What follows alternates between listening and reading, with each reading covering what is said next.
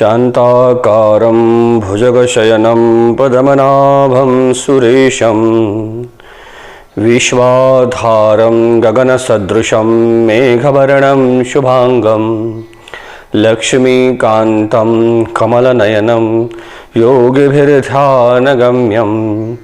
वन्दे विष्णुं भवभयहरं सर्वलोकैकनाथं कृष्णाय वासुदेवाय हरये परमात्मने प्रणतः क्लेशनाशाय गोविंदाय नमो नमः।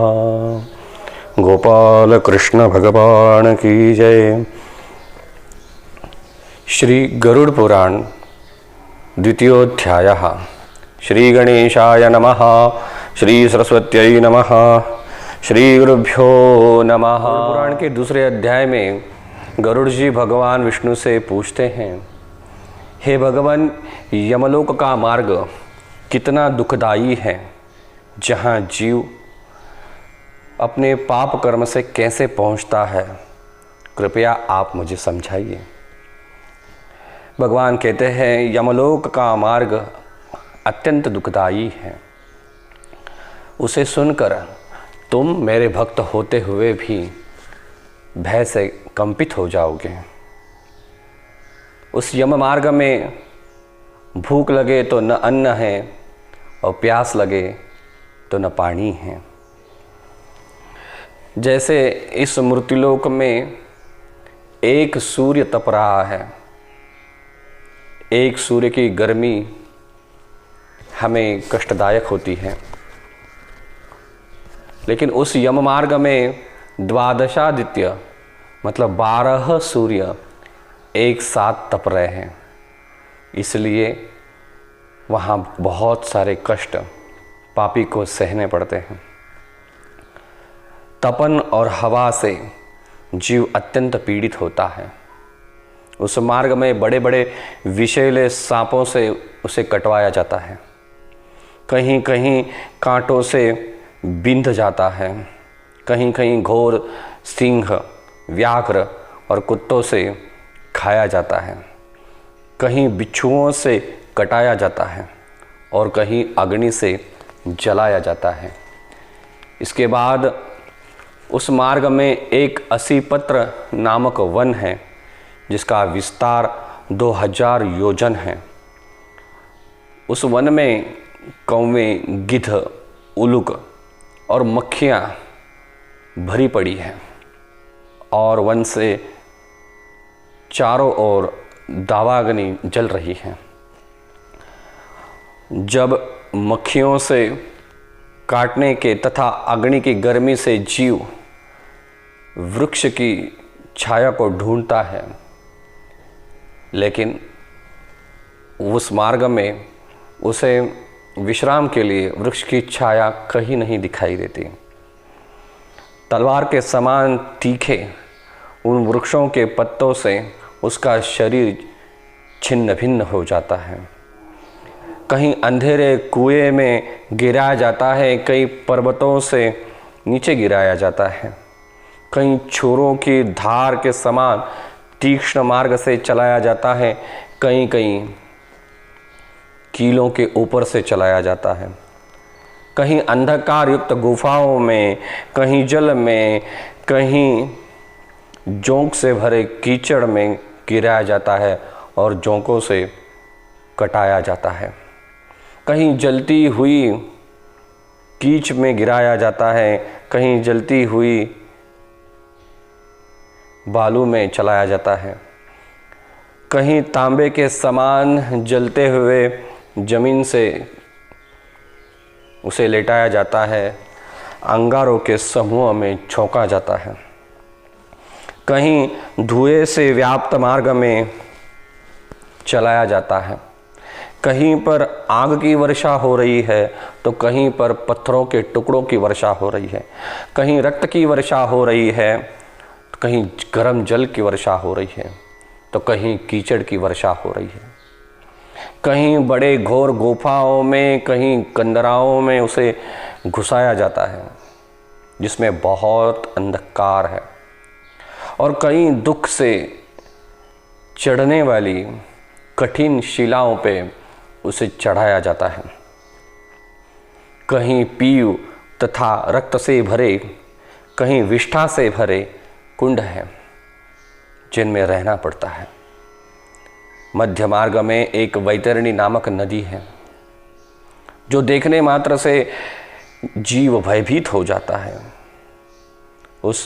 वह नदी 100 योजन चौड़ी है और जिसमें पी और रक्त से भरा हुआ है। उसके किनारे हड्डियों से बनी हुई हैं जिसमें रक्त, मांस और पीव के कीचड़ भरे हैं, जो बड़ी गहरी है अर्थात बड़े दुख से पार होने योग्य है। जिसमें केश ही शैवाल है, बड़े बड़े घड़ियालों से पूर्ण है। जिसमें मांस खाने वाले सैकड़ों प्रकार के पक्षियों का निवास है। हे गरुड़, जैसे आग से तब तक कढ़ाई में घी उबलता है, उसी तरह उस पापी को आते देख नदी का जल उबालने लगता है। वह चारों ओर सुई के समान मुख वाले कीड़ों से युक्त है। वज्र के समान चोंच वाले गिद्ध और कौवे से वह नदी व्याप्त है। और सुई, घड़ियाल, मगर, जोंक मछली, कछुआ तथा अन्य मांस भक्षक जलचर प्राणी से वह नदी भरी पड़ी है। उसे देखकर जीव रोता है और कहता है, हे भाई, हे पुत्र, हे पिता आदि शब्द से बारंबार पुकारता है।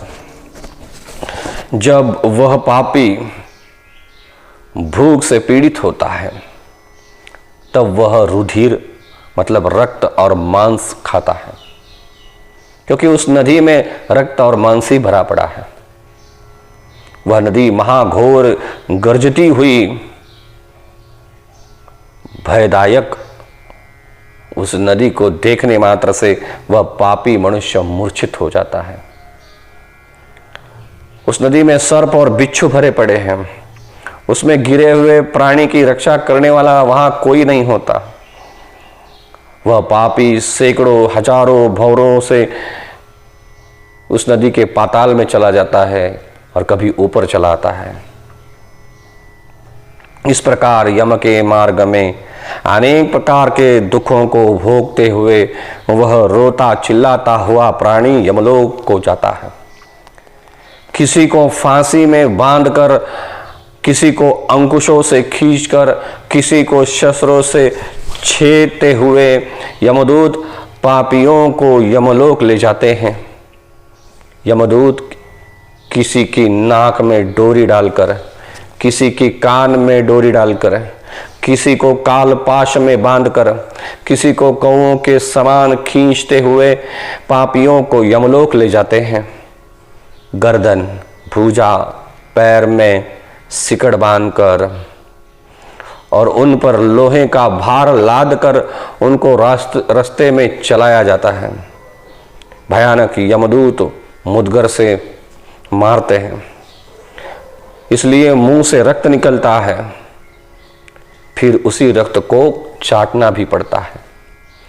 फिर अपने किए हुए कर्मों को सोचता तथा ग्लानि करता हुआ, अनेक प्रकार के दुख को भोगता हुआ वह जीव यमलोक को जाता है।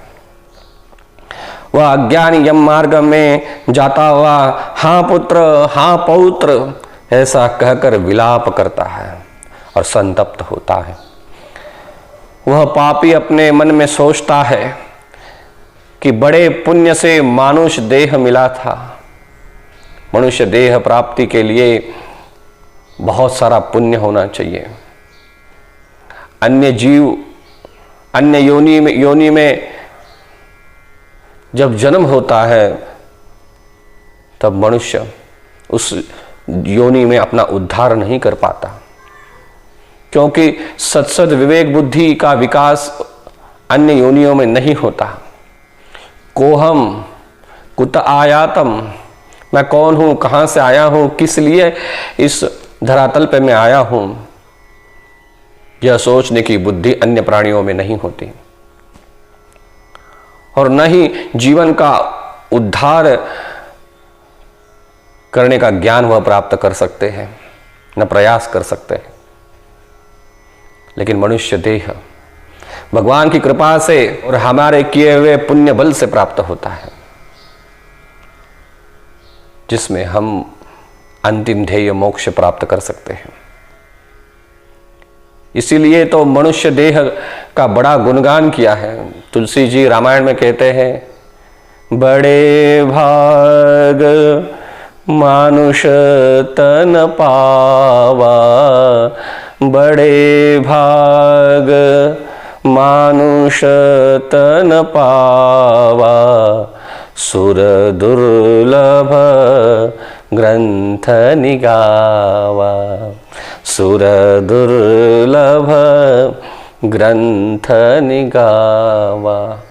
बड़े भाग मानुष तन पावा। मनुष्य शरीर अगर मिला है तो यह बड़े भाग्य की बात है, यह बड़े सौभाग्य की बात है। इसलिए संत कहते हैं, तुम्हें अगर मनुष्य का देह मिला है तो उसी वक्त तुम्हें सब कुछ मिला है। अन्य और कुछ तुम मांग रहे हो, यह गलत है, यही तुम्हारे दुख का कारण है। मनुष्य देह प्राप्त कर, मनुष्य देह को साधना का साधन बनाकर हम मोक्ष की प्राप्ति कर सकते हैं, भगवत प्राप्ति कर सकते हैं।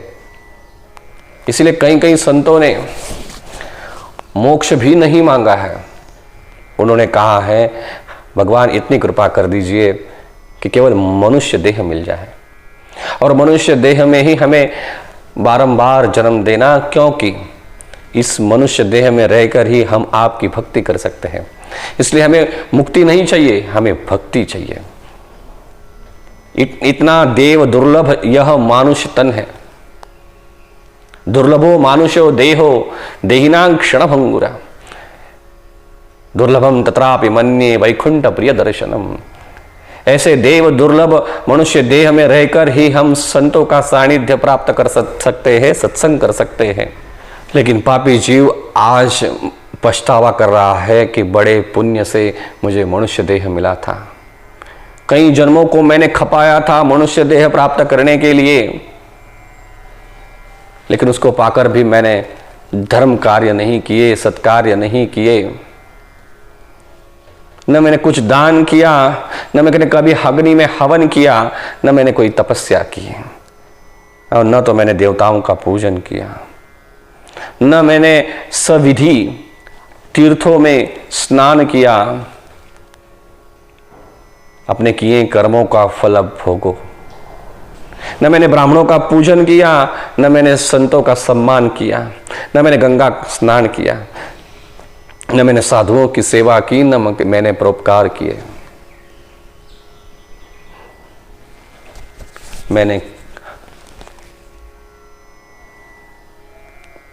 मैंने सिर्फ पाप ही किए हैं।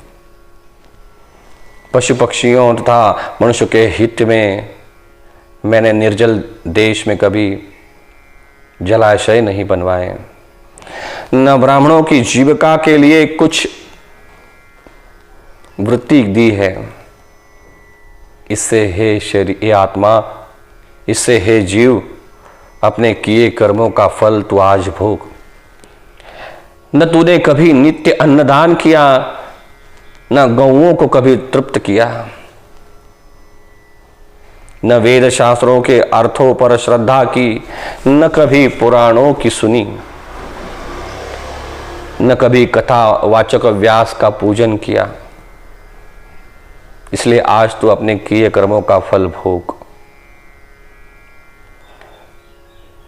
स्त्री होकर न अपना पतिव्रत धर्म का पालन किया, न कभी बड़ों का आदर सम्मान किया, न उनकी सेवा की।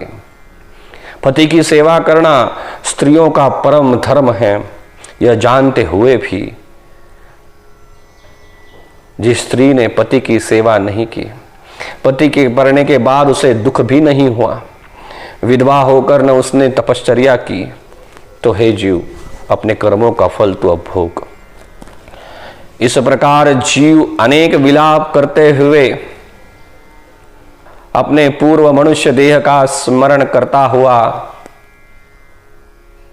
हमारा मानव शरीर कहाँ चला गया यह सोचता है। ऐसा कहता हुआ वह जीव यम मार्ग में जाता है। 17 दिन तक वह प्रेत रूपी जीव वायु के समान चलता है और 18वें दिन वह सौम्यपुर नामक एक नगर में पहुंचता है। गत पहले अध्याय में आपने श्रवण किया कि यम मार्ग में 16 ग्राम, जिसे मैंने चेक पोस्ट कहा था, ऐसे 16 चेक पोस्ट पे वो पहुंचता है और यह प्रवास और यह यात्रा 1 वर्ष तक चलती है। इस 1 वर्ष में कब कब कहां कहां वो पहुंचता है, इसका वर्णन अब हम सुनने जा रहे हैं। 18वें दिन वह सौम्यपुर नामक नगरी में पहुंचता है। वहां प्रेतों के गण लगे हुए हैं। वहां पुष्पभद्रा नामक एक नदी है। उस वक्त, उस समय उसके पुत्रादि जो श्राद्ध विधि करते हैं, उसमें मिले हुए पिंडदान, अन्नदान और तिलांजलि का दान वह प्राप्त करता है और थोड़ा सा सुख भोगते हुए आगे की यात्रा के लिए चल पड़ता है। उस यात्रा में यमदूत ऐसे कहकर, उस यात्रा में यमदूत उसे मुद्गरों से मारते हैं, उससे वह मूर्छित होकर गिरता है, फिर उठता है, दौड़ता है। यमदूतों के फंदे से बलपूर्वक उसे घसीटा जाता है। 18वें दिन वह सौम्यपुर नगर में पहुंचता है। वहां पुत्रों द्वारा दिए हुए मासिक श्राद्ध का भोजन करता है और सौरीपुर गमन करता है। सौरीपुर में यम का एक स्वरूप जंगम नाम का राजा रहता है। उसे देखकर वह भयभीत हो जाता है और वहीं विश्राम करता है। उस नगर में पहुंचकर त्रिपाक्षिक मतलब 1.5 महीने का श्राद्ध में दिए हुए अन्न और जल का भोजन करता है और उस नगर को पार करता है। इसके बाद वह प्रेत शीघ्रता से नगेंद्र भवन पहुंचता है। वहां एक भयानक वन है जिसको देख वह दुखी होता है और रोता है, चिल्लाता है, गिड़गिड़ाता है। निर्दय यमदूत उसे बारंबार खींचते और घसीटते ले जाते हैं। द्विमासिक श्राद्ध में दिए हुए अन्न, जल, वस्त्र खाकर पहनकर फिर उन्हीं यमदूतों के साथ थोड़ी ऊर्जा मिलती है तो चल पड़ता है। 3रे महीने में गंधर्व पत्तनपुर में पहुंचकर वहां दिए हुए पिंडदान और तिलांजलि को खाता पीता है और आगे चल पड़ता है। 4थे महीने में शैलपुर में पहुंचता है। वहां पत्थरों की अविरत वर्षा होती रहती है। उससे अत्यंत पीड़ित होता है। वहां 4थे महीने का श्राद्ध पाकर सुखी होता है।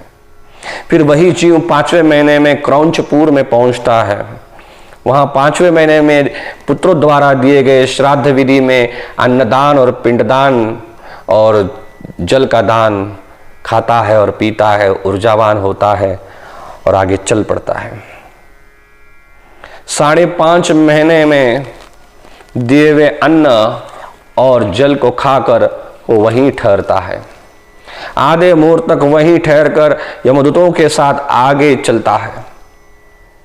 वहां आधा मुहूर्त तक ठहरकर यमदूतों के ताड़न से कांपता, अति दुखित वह जीव, यमदूत उसे घसीटते हुए उस नगर से वह चलता है। वहां से चलकर चित्र भवन नामक नगर में पहुंचता है, जहां विचित्र नाम का यमराज का एक छोटा भाई राज्य कर रहा है। वहां बड़े शरीर वाले उस विचित्र राजा को देखकर वह जीव वहां से भागना चाहता है, परंतु परवश में पड़ा है, भाग नहीं सकता। और भागता है तो सामने वैतरणी नदी आती है। वैतरणी नदी को देखकर वह घबराता है। तभी वह उसके सामने केवट आते हैं और कहते हैं, तुम्हारे पास अगर पुण्य हो, अगर तुम्हारा पुण्य का बैलेंस हो, तुम्हें अपनी नाव में बिठाकर सफलतापूर्वक सुखद यात्रा करते हुए हम नदी के उस पारों में ले जाएंगे। लेकिन उस पापी के पास उतना पुण्य नहीं होता। केवट पूछते हैं, क्या तुमने गोदान किया था? तो प्रेत बोलता है, हे मेरे दैव, मैंने कितने बुरे कर्म किए हैं। और वह नदी उबलने लगती है। उसे उबलता देखकर यमदूत उस नदी में पापी को छोड़ना चाहते हैं। वह जीव अत्यंत चिल्लाता है, बारंबार यमदूतों की माफी मांगता है। जिस पापी ने दान नहीं दिया है वह उस नदी में डूब जाता है। नदी के पार पहुंचकर फिर छठे महीने में दिए हुए श्राद्ध आदि को खाकर आगे चलता है। फिर भूख से व्याकुल होकर उस मार्ग में अत्यंत विलाप करता है। बव्वा 7वें महीने में बव्वा पद नामक नगर में पहुंचता है। वह पुत्रों द्वारा 7वें महीने में दिए हुए श्राद्ध अन्न और तिलांजलि खाकर पीकर तृप्त होता है। हे गरुड़, वो पापी उस नगर को पार कर दुखदपुर में पहुंचता है। 8वें महीने के श्राद्ध में दिए हुए अन्न और जल आदि को भोजन करके आगे चलता है। 9वां महीना संपूर्ण होते ही नाना क्रंदपुर में जाता है, जहां पर नाना प्रकार के चिल्लाने की आवाज, क्रंदनों की आवाज आती है। उनको सुनकर वह अत्यंत व्याकुल होता है, अत्यंत दुखित होता है। फिर यमदूतों के धमकाने से बड़े कष्ट से आगे चलता हुआ 10वें महीने में सुतप्त भवनपुर में पहुंचता है। वहां 10वें महीने में दिए हुए पिंड और जल को खाकर भी तृप्त नहीं होता। फिर वहां से चलकर 11वें महीने में रौद्रनगर में पहुंचता है। वहां 11वें मास में दिए हुए श्राद्ध और जल आदि को खाकर 11.5वें मास के पूरे होते ही पयोवर्षण नगर में पहुंचता है। वहां प्रेतों को दुख देने वाले मेघ बरसते हैं, अत्यंत बारिश होती है और वो बारिश बड़ी पीड़ा देती है। वहां पर उनाब्धिक मास के दिए हुए श्राद्ध धान और जल को खाकर दुखपूर्वक आगे चलता है। वर्ष पूरे होते ही शीताढ़ नामक नगर में पहुंचता है। वहां पर हिमालय से भी 100 गुना ज्यादा शीत है, ठंडी है, और वो शीत और भूख से पीड़ित जीव 10 दिशाओं में देखता है कि क्या यहां मेरा कोई बंधु है जो मेरे दुख को दूर करेगा। यमदूत कहते हैं, तेरा ऐसा पुण्य कहां कि जिस पुण्य के बल से तेरा दुख मिट जाए। यमदूतों के ऐसे वचनों को सुनकर वह पीड़ित जीव वार्षिक श्राद्ध में दिए पिंड को खाकर धैर्य धारण करता है और वर्ष के अंत में यमलोक के समीप बहुभीतिपुर में पहुंचकर पहले के मिले हस्तमात्र शरीर का त्याग करता है। गत अध्याय में हमने सुना कि पहले दिन मनुष्य के स्थूल देह को अग्नि में समर्पित करके उसका विनाश हो जाता है और आत्मा शरीर से बाहर निकलती है। 10 दिनों में उसका नया लिंग शरीर निर्माण होता है और वह होता है हस्त परिमित, मतलब अपने हाथ के लंबाई जैसा होता है। जितनी अपने हाथ की लंबाई है उतनी ही ऊंचाई का वह हस्त परिमित देह होता है। पूरे 1 वर्ष तक यात्रा करने के बाद वह जीव जब यमनगरी में पहुंचता है तो अपने हस्त परिमित शरीर का भी त्याग करता है और फिर उसे अंगुष्ठ मात्र, मतलब अंगूठे जितना ही देह मिलता है और इसी देह को यातना देह कहते हैं। आगे यमदूत उस जीव को यमराज के सामने उपस्थित करते हैं और यमराज उसके कर्मों को देखकर उसे यातना देने के लिए नरक आदि में भेज देते हैं। वह देह यम द्वारा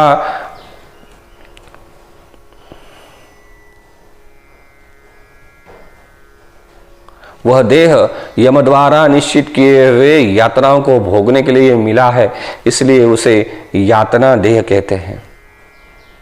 हे गरुड़, जिन्होंने मरण के समय और दैहिक दान नहीं दिए, धर्म संचय नहीं किया, वे इस कारण यमदूतों के दृढ़ बंधनों से बंधे हुए कष्टों को भोगते हैं।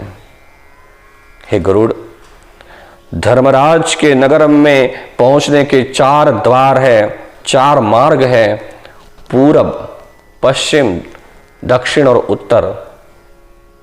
उनमें से तुम्हें दक्षिण मार्ग का हाल मैंने बतलाया, जिस पे केवल पापी ही चलते हैं। पापियों को यातना भोगने के लिए ही दक्षिण मार्ग बनाया गया है।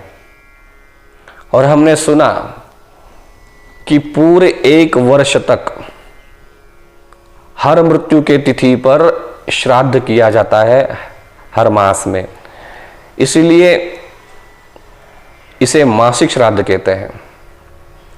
लेकिन आजकल लोग हर महीने में इतना वक्त नहीं निकाल पाते और मासिक श्राद्ध विधि नहीं कर पाते। इसीलिए इसका एक दूसरा पर्याय, मृत्यु के बाद 13वें दिन ही मासिक श्राद्ध किए जाते हैं, जिसमें साल भर के 16 श्राद्ध, 16 पिंडदान किए जाते हैं।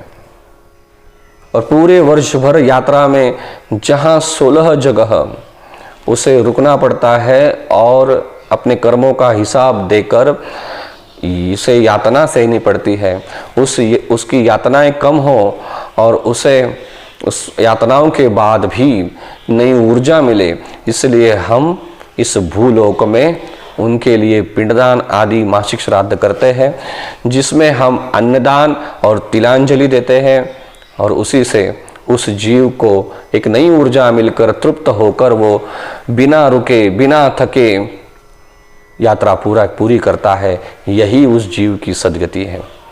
और पुत्रों को चाहिए कि अपने माता पिता को मृत्यु के बाद सद्गति मिले, इसलिए अपने माता पिता के प्रति श्राद्ध विधि करके उन्हें सद्गति प्राप्त कराएं। ऐसे महाघोर मार्ग पे चलकर जीव यमनगरी में उपस्थित होता है और उसके बाद उसकी क्या सद्गति होती है, यह भगवान हमें अगले अध्याय में बताएंगे। यहाँ पे गरुड़ पुराण ग्रंथ से 2वां अध्याय समाप्त होता है। गोपाल कृष्ण भगवान की जय।